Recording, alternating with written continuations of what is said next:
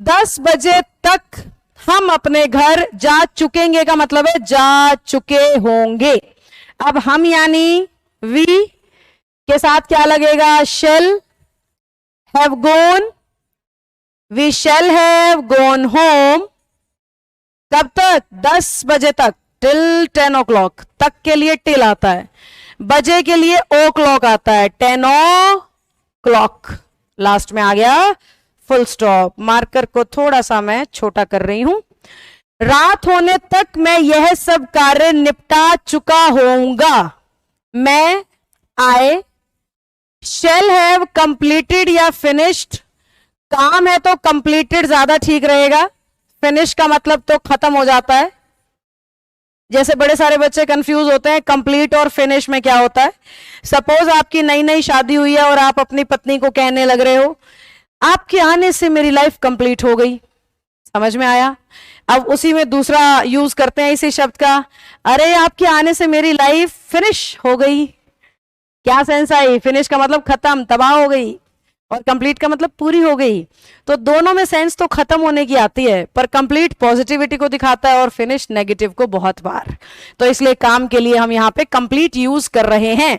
I shall have completed, सारे काम लिख रहा है, देखो मैं यह सब काम, यानी I shall have completed all the work.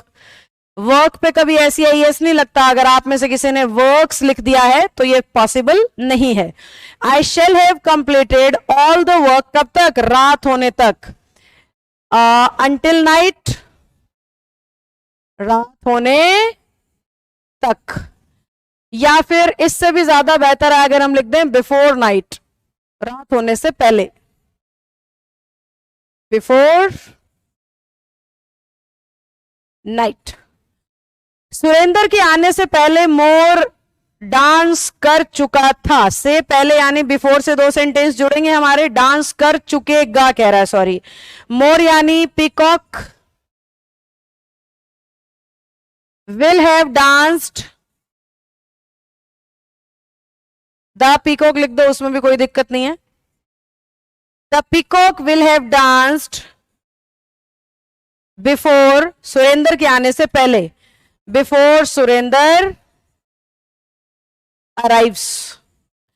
Future का पेयर प्रेजेंट ही बन सकता है, इसलिए मैंने पिछला हिस्सा प्रेजेंट में जोड़ा है। उसके आने से पहले हम रोम पहुंच चुके होंगे।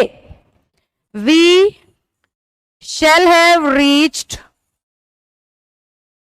We shall have reached Rome before he comes.